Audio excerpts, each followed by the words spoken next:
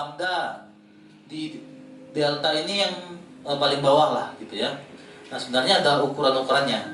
Nah ketika kita berbicara tentang beta, beta itu di hertznya itu di atas, sebenarnya di sini harusnya di atas 14 hertz itu sudah beta. 14 hertz itu sudah beta. Beta itu adalah dimana ketika kita fully awake, kita sadar penuh, alert, terjaga, excitement, kita lagi dalam keadaan yang lagi fit lah, lagi inilah dengan tensi yang tinggi. Jadi brainwave sampelnya ini sangat rapat sekali, sangat padat sekali. Semakin padat itu frekuensinya semakin tinggi. Lalu alpha semakin mengendur nih, semakin panjang semakin mengendur. Kita mulailah namanya deeply relax. Kita sudah sangat relax. Passive awareness, kita tetap aware tapi lebih pasif, ya.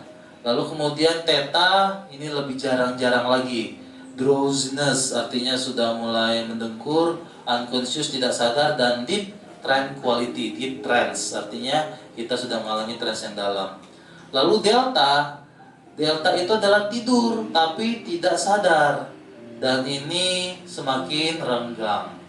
Kalau misalnya kita turun lagi sampai ke brainwave-nya ini lurus, berarti orangnya mati. Jangan sampai lah gitu ya. Koma di mana? Koma di bawah delta. Di bawah delta. Jadi kan delta ini kan 0,5 Pak. Kenapa 0,5? Ya karena koma. Berarti kalau koma ya 0,4, 0,3, 0,2, 0,1 itu namanya koma. Hampir mati gitu Pak. Ya. Nah, jadi ada penelitian tuh Pak. Ada EKG itu jantung ya. Ada EEG. Jadi kalau ini saat bersamaan dan orangnya mati, yang duluan lurus itu EKG-nya loh. Jantung dulu duluan lurus, baru lama-lama EEG-nya. Jadi bisa dibilang fungsi yang orang kalau mati, jantungnya dulu yang mati, baru otaknya mati. Otak itu yang paling belakangan matinya. Oke, tapi makanya ketika ada jantungnya mati, kalau ada kemungkinan bisa di macam-macam itu diapain?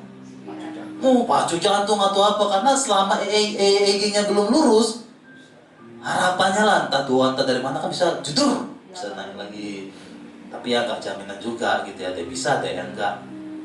Setidaknya kalau EKG-nya lurus, hampir mati.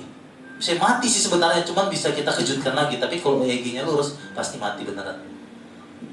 Coba. Tadi ciri-ciri fisiknya bisa dilihat kan? Ya. Ciri-ciri fisiknya yang delta yang tadi itu pulas itu kayak apa? Apa napasnya pelan-pelan atau? Begini Pak, cara melihatnya seperti ini. Kita observasi. Sebenarnya beta, alpha, dan theta ini adalah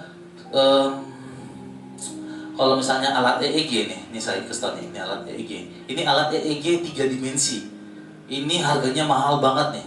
Biasanya rata-rata alat EEG itu yang 2 dimensi, yang cuma garis-garis gini doang. Yang kita cuma lihat gambar di layar, cuma garis doang yang kayak tadi gini. Nah, ini alat 2 dimensi nih. Tapi yang 3 dimensi ini seperti ini. Ini otak, ada otak kanan, otak kiri. Otak kanan itu yang sebelah kiri ya. Jadi lainnya kebalik nih. Nah, lihat nih EEG ini ada yang sebelah ini otak dibagi 2 nih, otak kanan sama otak kiri. Sepakat dulu ya.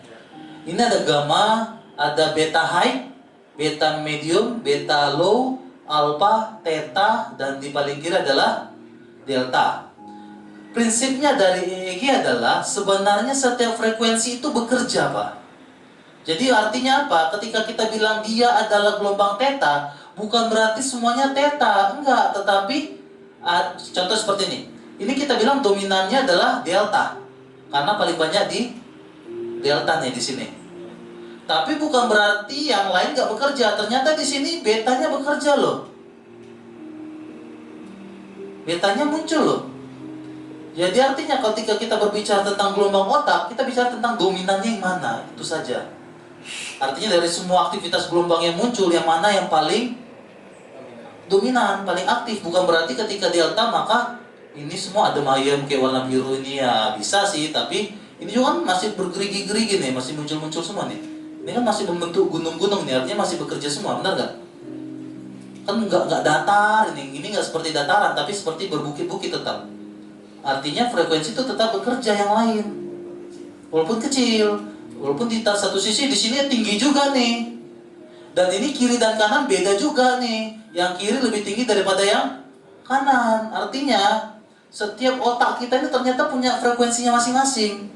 Di titik ini, titik ini, titik ini. Jadi sebenarnya kalau kita belajar neuroscience, khususnya untuk gelombang otak, ribet banget. Segampang kita ngomongnya ini alfa, ini theta. Udah kelar kan gitu. Makanya ketika kita bilang dia alfa atau theta, kita lihat dari dominannya. Nih ketika dibilang 7 sampai 13 Hz, ya dominannya tuh di situ, tapi bukan berarti gak ada aktivitas yang di atas 20 Hz, tetap ada, cuman gak banyak. Bisa dipahami sampai sini ya. Makanya di sini beta nih. Orang beta ini dominannya di sini, mikir terus ya, bekerja. Tapi apakah di sini berarti dia gak bisa melamun? Bisa saja lagi kerja tiba-tiba melamun. Kadang melamunnya lebih banyak lagi. Kadang kerja ketiduran ya bisa banyak juga gitu loh, Pak.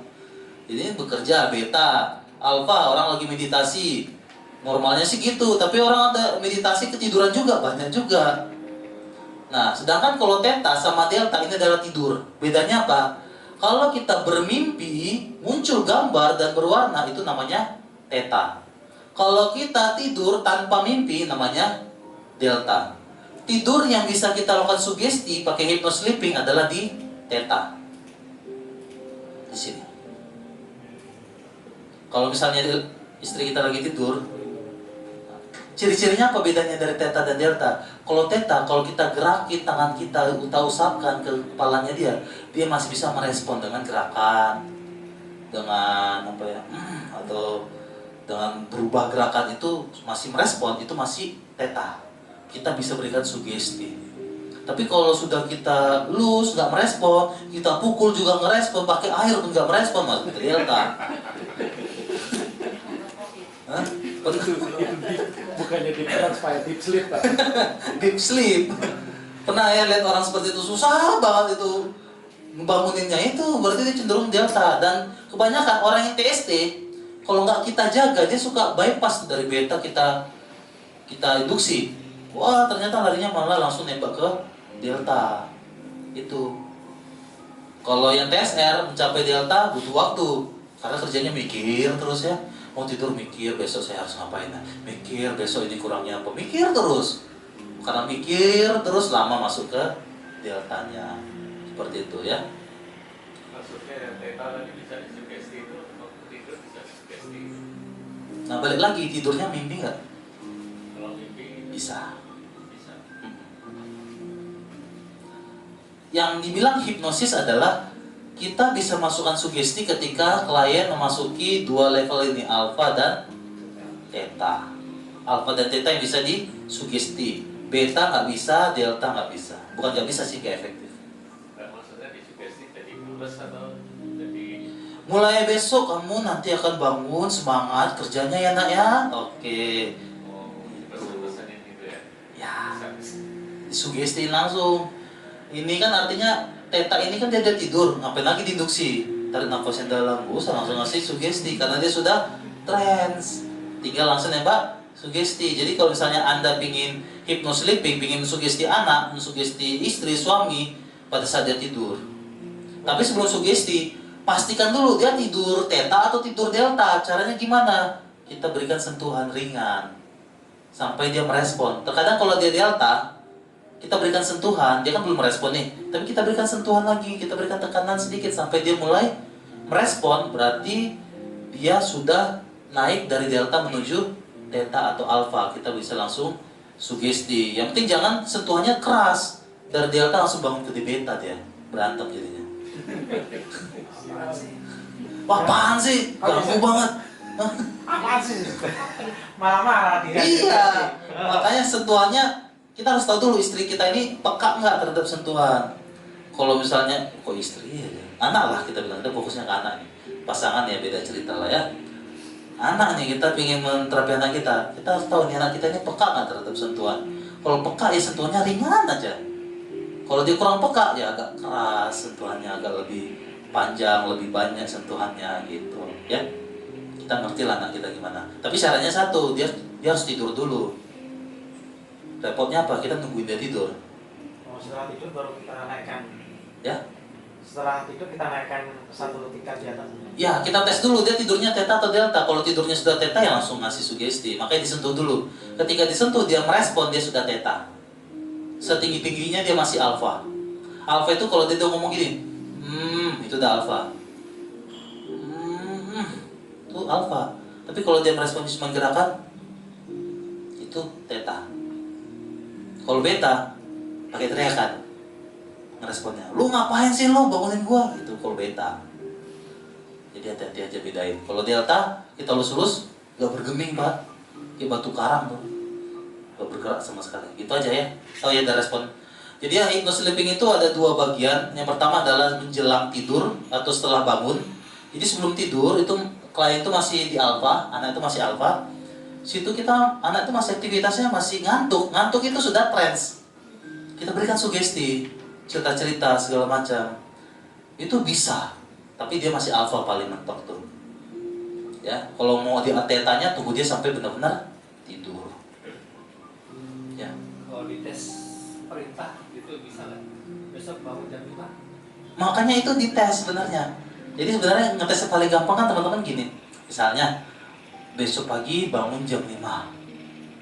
Atau lebih jelas lagi mungkin besok jam 5 melakukan apa boleh. Misalnya langsung sholat, langsung belajar, coba dites seperti itu ya.